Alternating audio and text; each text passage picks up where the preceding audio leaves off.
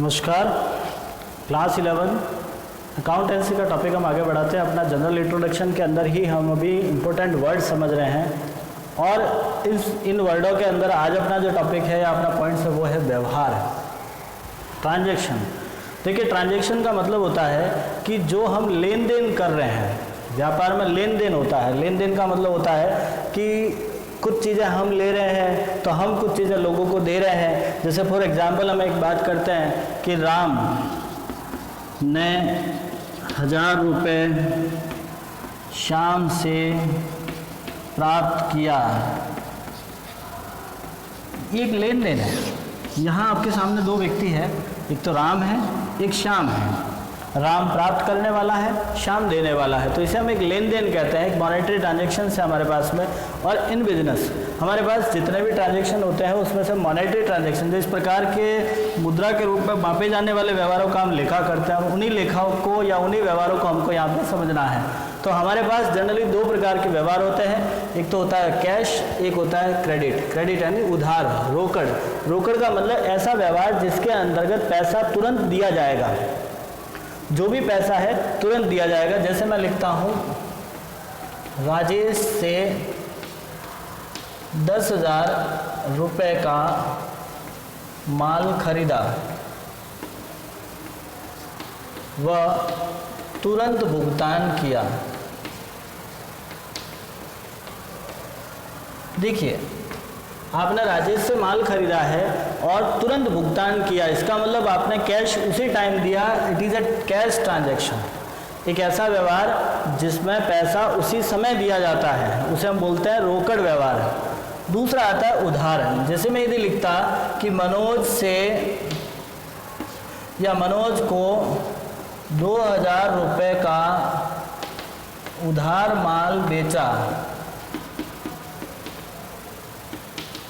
देखिए, इस ट्रांजैक्शन में आपने नकद नहीं दिया है, आपने उधार बेचा है। उधार एक ऐसा शब्द है जो सामान्य हर कोई व्यक्ति जानता है। उधार का मतलब होता है कि आज उसका पैसा न देकर भविष्य में उसका पैसा चुकाना उधार कहलाता है। तो अपने व्यापार में दोनों ही प्रकार के ट्रांजैक्शन होते हैं। जरूरी नहीं कि कैश ही होंगे, उधार भी होंगे, क्योंकि आज अपना जो बिजनेस है वो क्रेडिट के बेस पर ही चलता है। यदि हम ये लेके बैठ जाए कि नहीं हम तो कैश में ही बेचेंगे, तो संभव नहीं है सारा बिजनेस करना, क्योंकि हर समय हर व्यक्ति के पास पैसा हो ऐसा जरूरी नहीं होता है।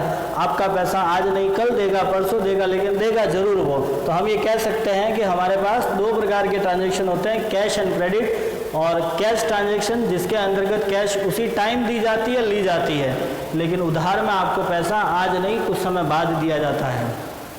देखिए, जब उधार व्यवहार होता है तब हमारे पास दो प्रकार के अलग अलग व्यक्ति क्रिएट हो जाते हैं। दो वर्ड आते हैं, एक तो होता है देनदार और एक होता है लेनदार। दोनों अच्छे शब्द हैं, लेनदार और देनदार। देनदार जिसको हम इंग्लिश में बोलते हैं डेटर्स। देनदार को इंग्लिश में क्या बोलते हैं? डेटर्स। और लेनदार को बोलेंगे क्रेडिटर्स। अब लेनदार क्या होता है, देनदार क्या होता है? देनदार का मतलब होता है वह व्यक्ति, फर्म या संस्था। क्योंकि देखिए, हम बिजनेस केवल पर्टिकुलर व्यक्तियों के लिए नहीं करते हैं। हम किसी फर्म को भी दे सकते हैं, किसी संस्था को भी दे सकते हैं। हमारे यहाँ पे नेचुरल एंड आर्टिफिशियल सभी प्रकार के इंडिविजुअल पर्सन्स को यहाँ इंक्लूड किया जाता है।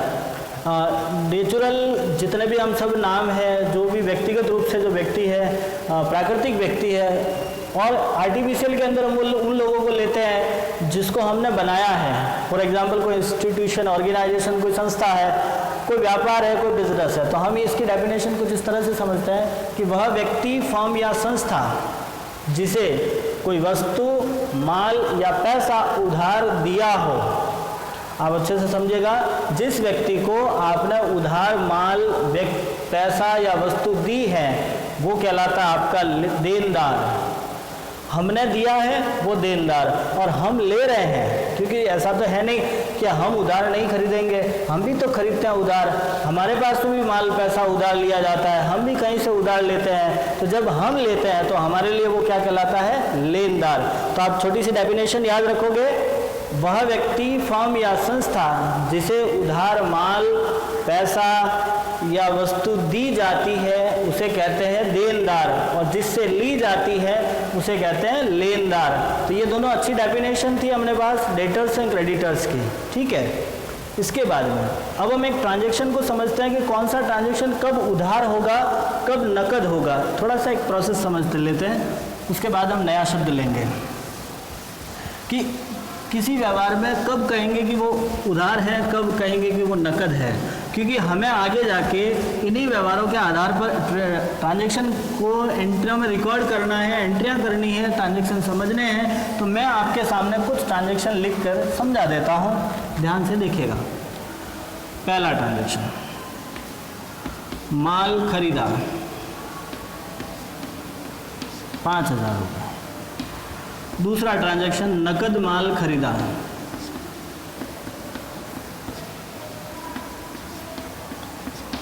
5,000 रुपये। तीसरा ट्रांजैक्शन, राजेश से नकद माल खरीदा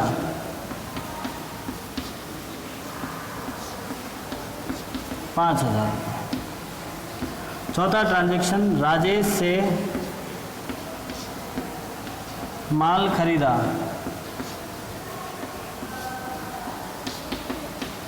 और पांचवा ट्रांजैक्शन है, राजेश से उधार माल खरीदा।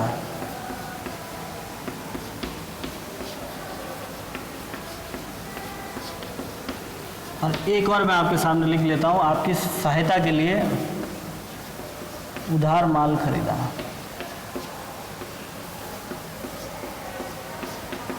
देखिए मैंने टोटली 6 ट्रांजैक्शन लिखे हैं, सब में कुछ चीज़ें सिमिलर हैं। जैसे 5,000 रुपये वो तो हमने एक अमाउंट फिक्स कर दिया है, बाकी कुछ चीज़ें सिमिलर हैं, कुछ अलग भी है। हमें यहाँ पे ये पता लगाना है कौन सा ट्रांजैक्शन कैश है, कौन सा ट्रांजैक्शन क्रेडिट है। तो ये सब पता कैसे लगता है, तो आप थोड़ा सा समझिएगा।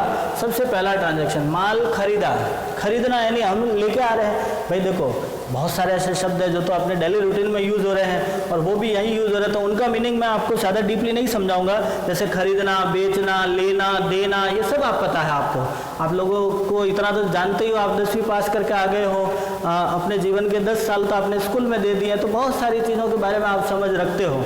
तो पहला शब्द जैसे खरीदा, माल खरीदा, माल क्या होता है तो हमने अपने पिछले वीडियो में क्लियर किया था कि वो वस्तु जिसको बेचने के लिए खरीदा है। बिजनेस कर रहे हैं अपन यहाँ पे, बिजनेस पे हम वस्तुएं बेचते हैं और बेचने के लिए जब हम कोई चीज़ खरीदते हैं तो उसे माल कहते हैं। तो आपने माल खरीदा है। अब आपके इस ट्रांजैक्शन में न तो ये लिखा हुआ किससे खरीदा है, ना ये लिखा हुआ नकद है, उधार है, तो हम इसको क्या समझेंगे? जब किसी ट्रांजैक्शन में कुछ भी दिया हुआ नहीं है इसका मतलब वो नकद होगा, क्योंकि ये कॉमन सेंस है। आपने माल खरीदा है तो पैसा तो दिया ही होगा। भाई उधार रखना एक स्पेशल कंडीशन होती है। आप भी कभी मार्केट गए होंगे, आपने वहाँ से कुछ खरीदा है तो पहले बेसिकली आपको पैसा देना है, और नहीं देते हो तो उसके लिए पूरा प्रोसेस करना पड़ता है। आप गए मार्केट, आपने दुकान में जाके अंकल जी को कहा अंकल जी मुझे एक पेन चाहिए, भाई साहब ने आपको पेन निकाल के दे दिया 10 रुपये का, आपको बोला 10 रुपये है। आप यदि कैश पेमेंट कर रहे हो तो आपको कोई प्रॉब्लम नहीं, 10 रुपये दिए लेके आगे। न तो वो आपको नाम पूछेगा, ना आपको पता पूछेगा, ना आपका पापा का नाम पूछेगा, कुछ भी नहीं पूछते हैं। आपने 10 रुपये दिए, पेन ले घर पहुँचो। लेकिन यदि आपके पास वो 10 रुपये नहीं है और यदि वो पैसा आपको बाकी रखना है, उस समय आपको अपना पूरा डिटेल देना पड़ेगा। आपको बात करने का तरीका बदल जाता है। आप जाते ही कहोगे अंकल जी एक पेन दिखाना, आपने पेन ले लिया, फिर आप कहोगे अंकल जी इसका पैसा पापा देंगे। वो फिर आपसे पूछेगा कि पापा चलो क्या नाम है, नाम लिखवाओ, पापा से बात करवा लो। कई बार ऐसी स्थिति भी हो जाती है। एक पेन का तो मैंने छोटा सा एग्जांपल दिया, बड़ी सी कोई वस्तु लेने जा रहे हो, बड़ा अमाउंट है, तो इस स्थिति में आपको पूरी डिटेल देनी पड़ती है, पूरा नाम लिखवाते हैं आपको, उसका पूरा फॉर्मेटिंग तैयार करनी पड़ती है। तो ये चीज़ें स्पेशल कंडीशन है। तो स्पेशली जब आप माल उधार खरीदोगे उस समय आपको अपना नाम देना होता है। उस समय नाम के बिना उधार पॉसिबल नहीं है, क्योंकि आपने उधार रख लिया, कल उठ कर व्यक्ति किससे पैसा मांगेगा? बिना नाम के किससे मांगेगा? लेकिन कैश में दिया है तो वो आपका नाम ही नहीं पूछेगा। क्यों? उसको कहाँ आवश्यकता है? उसने अपनी वस्तु दे दी, आपने पैसा दे दिया, बात फिनिश, कहीं आगे बात बढ़ी नहीं रही है। लेकिन उधार की स्थिति में तो आपको नाम रिकॉर्ड करवाना पड़ता है क्योंकि आपको फोन नंबर लिखवाना पड़ता है कि कल उठ के वो आपसे पैसा मांगेगा, आप उसका रिकॉर्ड लेके आओगे, तो ये सारी चीज़ें होती है। तो एक छोटी सी बात है, जब आपको ट्रांजैक्शन में कोई नहीं दिया हुआ है, न माल न नकद शब्द है, न किसी व्यक्ति का नाम है, तो उसे क्या मानोगे? Cash transaction. दूसरा, यहाँ तो क्लियर लिखा हुआ नकद कहो या रोकड़ कहो एक ही बात होती है, नकद या रोकड़ एक ही बात है। कैश ट्रांजैक्शन है, हमारे पास लिखा नकद माल खरीदा, गुड्स परचेज फॉर कैश, बिल्कुल क्लियर है, नाम से ही क्लियर हो गया। जिस ट्रांजैक्शन में ये शब्द दिख जाता है उसका मतलब वो ट्रांजैक्शन कैसा होगा? कैश। अब बात आते हैं, राजेश से नकद खरीदा, किसी ट्रांजैक्शन में नकद शब्द आ गया, भले उसका नाम दिया हुआ है, अपने कोई मतलब नहीं है, वो कैश ट्रांजैक्शन ही होगा। राजेश से माल खरीदा, ये देखिए यहाँ पे आपको नकद दिया हुआ नहीं है, उधार होगा यहाँ पे। जब नकद दिया हुआ नहीं है, किसी व्यक्ति का नाम दिया हुआ है, तो वो कैसा ट्रांजैक्शन होगा? उधार। फिर होता है राजेश से उधार माल खरीदा, नाम से क्लियर है उधार, और यहाँ पे भी उधार लिखा हुआ है। तो हम आप इससे ये समझ चुके होंगे कि जिस ट्रांजैक्शन में नकद शब्द है मतलब नकद, उधार शब्द है मतलब उधार, और दोनों नहीं है, किसी ट्रांजैक्शन में दोनों नहीं है, तब कौन सा होगा? नकद। किसी ट्रांजैक्शन में किसी व्यक्ति का नाम दिया हुआ है और नकद शब्द नहीं है, तो कौन सा होगा? उधार। तो ये कुछ पता लगाने का तरीका था नकद और उधार का। तो आशा करता हूँ आपको ये समझ में आया होगा। देखिए बेटा, आप लोगों को यदि कोई समझ में नहीं आता है, आपके लिए अभी एक बेसिक चीज़ें हैं, बहुत सारी नई नई चीज़ें आपको सीखने को मिलेगी। मैं आपको फिर बता देता हूँ, बहुत इंटरेस्टिंग सब्जेक्ट है ये आपके लिए। आप जो चीज़ पढ़ रहे हो, जो डेली लाइफ में, जीवन में रोज़ जो जो चीज़ें यूज़ करते हो, वो सारी चीज़ें आपको यहाँ देखने को मिलेगी, सब कुछ।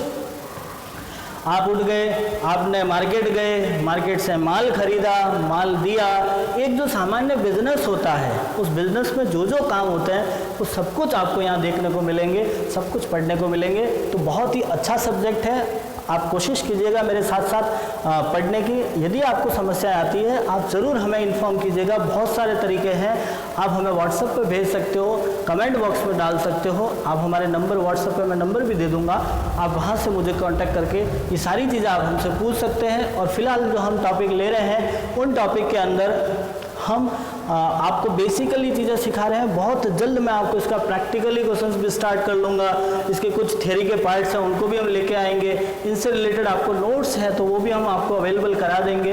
लेकिन शर्त यही है, आपको हमसे जुड़ना है, हमसे आपको रेगुलर कॉन्टैक्ट में रहना है। तो देखिएगा, एक नया शब्द लेकर हम आपके सामने फिर प्रेजेंट है। हमारे पास में शब्द आता है खर्च, इंग्लिश में बोलते हैं एक्सपेंसेज, इसको व्यय भी कहते हैं। शब्द आपने सुना होगा, आपने यूज़ भी किया होगा। खर्च रोज़ उपयोग में आता है कि साहब आज तो मेरा 5 रुपये खर्च हो गए, 10 रुपये खर्च हो गए, 50 रुपये खर्चा कर दिया, आज मैंने 100 रुपये का खर्चा कर दिया। होता क्या है खर्चा? खर्च कहते किसे हैं? तो देखिए, जो चीज़ आप समझते हो या इतने टाइम से इस शब्द का उपयोग आप जिसके लिए करते आए हो, आज हम उसको थोड़ा सा बदल देते हैं, ज़्यादा नहीं बदलेंगे, सिर्फ थोड़ा सा, और बदल के हम ये लिखते हैं, एक छोटी सी डेफिनेशन लिखता हूँ मैं आपके सामने खर्च की। मैंने लिखा सेवा के बदले चुकाया गया धन खर्च कहलाता है।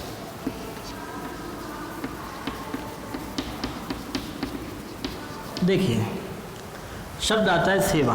मैं पहले दो चीज़ें और क्लियर कर देता हूँ। एक तो होती है वस्तु, एक होती है सेवा। बेटा दोनों ही अलग अलग है। अब आप कहोगे क्या अलग है, तो सिंपल सा, ये व से स्टार्ट होता है, स से स्टार्ट होता है, सिंपल सी बात है। वस्तु है, सेवा है। वस्तु को हम बोलते हैं गुड्स, ये सर्विस है। गुड्स के अंदर आप देखोगे फर्नीचर, मशीन, माल, बहुत सारी चीज़ें। सेवा में आपके पास में परिवहन, देखिए मजदूरी, भाड़ा, किराया, ब्याज, ये कुछ चीज़ है। तो आपको नहीं समझ में आया होगा कि मैं क्या बताना चाह रहा हूँ। चलो अपन बिल्कुल सामान्य स्थिति में, वस्तु, दिन में कितनी चीज़ें यूज़ कर रहे हैं। एक शब्द आता है चीज़, वो खाने वाला नहीं कह रहा हूँ मैं, थिंग्स जिसको कहते हैं। आज मेरे हाथ में चौक है, सेवा है, सॉरी वस्तु है, बोर्ड वस्तु है, नोटबुक वस्तु है, पेन वस्तु है, मेरा सेल फोन वस्तु है, ये रूम वस्तु है। आप भी जानते हो ये सारी चीज़ें, मुझे एग्जांपल देने की आवश्यकता नहीं है। तो जब भी कोई वस्तु खरीदते हैं हमारे बिजनेस में, जब हम कोई चीज़ खरीदते हैं, वस्तु तो आ रही है, पैसा जा रहा है, तो उसे हम खर्च नहीं कहते हैं। जब पैसे के बदले में कोई वस्तु आ गई है, चाहे कोई भी वस्तु हो, चाहे उसको आप बेचने के लिए खरीदी है या उपयोग करने के लिए खरीदी है, आप वस्तुएं दो पर्पज से ही खरीदते हो। एक तो बेचने के लिए होती है, एक उपयोग करने के लिए होती है। आपने यदि बेचने के लिए खरीदी है तब तो वो आपका कहलाएगा माल, अपने लिए खरीदी है तो संपत्ति। चाहे कोई भी चीज़ आपने खरीदी है जिसके बदले में आपने पैसा दिया है और वस्तु आई है, पर्टिकुलर कोई चीज़ आई है जिसको आप पकड़ के लेके आए हो, वो आपके लिए खर्च नहीं माना जाता है। उसे हम हमारे बिजनेस में खर्च नहीं कहते हैं, क्योंकि आपने जो पैसा दिया उसके बदले में चीज़ आ गई तो उसे खर्चा नहीं कहते हैं। लेकिन जब कोई सेवा का मतलब होता है कि वो सारे काम जो आपके काम को आसान कर लेते हैं, वो सारी स्थितियाँ जो अपने काम को आसान कर लेती है। जैसे मान लीजिए बात करता हूँ मैं भाड़ा। भाड़ा जानते हो भाड़ा क्या होता है? जब हम कोई सामान मंगवाते हैं, लेट सपोज करो आपने अपना माल सूरत से मंगवाया, आपका बिजनेस यहाँ पे पाली में है, तो सूरत से पाली में लाने के लिए पैदल तो उठा के ला नहीं सकते, सीधी सी बात है। और माल बेचने के लिए लाना है तो क्वांटिटी माल होता है, इतना उठा के आ नहीं सकता है, तो बाय ट्रांसपोर्टेशन आता है, ट्रांसपोर्टेशन का भाड़ा देना पड़ता है। तो वो भाड़ा है जो आपका काम आसान कर लिया। ये भी छोड़ो, आपको अपने घर से मार्केट जाना है, आपको अपने घर से ननिहाल जाना है, आपको अपने घर से कहीं और जगह जाना है, आपने गाड़ी यूज़ की है, गाड़ी का किराया दे दिया, आपने गाड़ी का भाड़ा दे दिया, तो वो जो सारी चीज़ें हैं, ये सारे एक्सपेंसेस होते हैं। आपके अपने आप एक एम्प्लॉय रखा है जो आपका काम कर रहा है, उसको आप सैलरी दे रहे हो, आपने एक मजदूर बुलाया है, उसको मजदूरी दे रहे हो, वो आपका काम आसान कर रहा है तो मजदूरी है। तो वो सारे ही काम जो आपके काम को इजी करते हैं उसे हम बोलते हैं सर्विस, और सर्विस के अगेंस्ट जो कोई पैसा दिया है उसे खर्च कहते हैं। तो आई होप आप समझ गए होंगे कि खर्चा क्या होता है, एक्सपेंसेस किसे कहते हैं। तो हमारे पास एक्सपेंसेस का डेफिनेशन होता है, सेवा के बदले चुकाया गया धन खर्च कहलाता है। ठीक है, नेक्स्ट दूसरा आता है आय। जिस तरह से खर्च देखा था, जस्ट आय भी उसी की दूसरा रूप है। आय को हम बोलते हैं इनकम। खर्चे के साथ साथ हमारे पास में आती है इनकम। और इनकम क्या होती है? तो इसी का दूसरा रूप, सेवा के बदले प्राप्त किया गया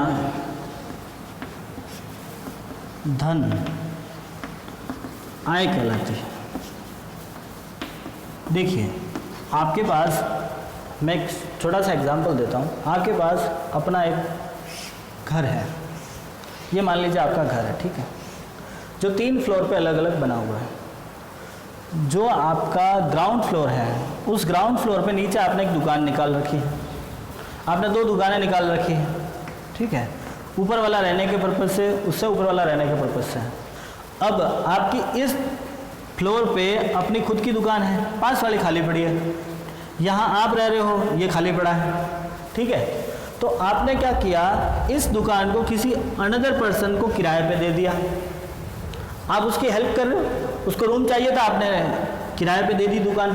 किसी व्यक्ति को आपने रहने के लिए घर दे दिया, उसको रहना था, आपने रूम दे दिया, वो रह रहा है यहाँ पे। मतलब हम किसी की हेल्प कर रहे हैं, हम किसी की सेवा कर रहे हैं, और उस सेवा के बदले में जो पैसा प्राप्त होता है उसे क्या बोलते हैं? आय। तो समझ चुके होंगे आप आय क्या होती है, खर्च क्या होता है।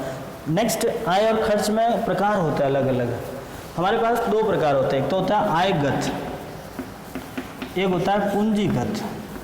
थोड़े से शब्द अलग है, पहली बार आप लोगों ने सुने होंगे। आयगत को बोलता है रेवेन्यू नेचर, पूंजीगत में कैपिटल नेचर। देखो, revenue nature and capital nature का अर्थ क्या होता है, पहले हम एक्सपेंसेस समझते हैं। आयगत खर्च और आयगत पूंजीगत खर्च, जो लाभ के उद्देश्य से खर्चा किया जाता है। बिजनेस ऑपरेट करने के लिए, व्यवसाय चलाने के लिए जहां हमारा उद्देश्य होता है लाभ कमाना, व्यापार संचालन करने के लिए या लाभ कमाने के लिए जो खर्च करते हैं उसे बोलते हैं आयगत खर्च। व्यापार चलाने या लाभ कमाने के लिए जो खर्च करते हैं, जैसे आपने एक सैलरी होल्डर को रखा है, एक एम्प्लॉय को रखा, वो अपना माल बेच रहा है, आपको लाभ कमा के दे रहा है, तो वो आपके लिए कैसा खर्चा होगा? आयगत खर्च। और किसी संपत्ति को बनाने या खरीदने के लिए जो खर्च करते हैं, किसी असिस्ट को बनाने के लिए, या जैसे आप मान लीजिए कि आपका पंखा खराब हुआ, भाई दुकान चला रहे हो, पंखा था खराब हो गया, उसका रिपेयर करवा दिया, तो वो संपत्ति होती है, हम उसका खुद यूज़ कर रहे हैं, तो संपत्ति के लिए कोई खर्चा करते हैं उसे पूंजीगत खर्च कहते हैं, लाभ कमाने के लिए खर्चा करते हैं उसे आयगत खर्च कहते हैं। ठीक है, आय की बात करते हैं तो सेम ऐसा कैसा कि व्यापार से संबंधित यदि कोई आय होती है तो उसे आयगत आय कहते हैं, और पूंजी से संबंधित कोई आय होती है तो उसे पूंजीगत आय कहते हैं। तो आज हमने 4-5 शब्दों को समझा है, लगभग ये शब्द अब यहाँ पर कंप्लीट होते हैं। और भी कोई ऐसा शब्द आता है हमारे पास तो आगे हम धीरे धीरे उसको समझ लेंगे। हम अपनी अगली वीडियो के अंदर लेखांकन से रिलेटेड प्रणालियाँ समझेंगे, मतलब अकाउंटिंग सिस्टम, और साथ में कुछ कॉन्सेप्ट और परंपराएं हैं, उनको हम एक अगले वीडियो या अगली क्लास में हम थोड़ा सा समझने की कोशिश करेंगे। उसके बाद हम हमारा ट्रीटमेंट स्टार्ट कर लेंगे। उम्मीद करता हूँ आपको ये सारी चीज़ें समझ में आई होगी। यदि किसी प्रकार की समस्या रहती है आप हमें ज़रूर इन्फॉर्म कीजिएगा, ज़रूर हमें बताइएगा। धन्यवाद।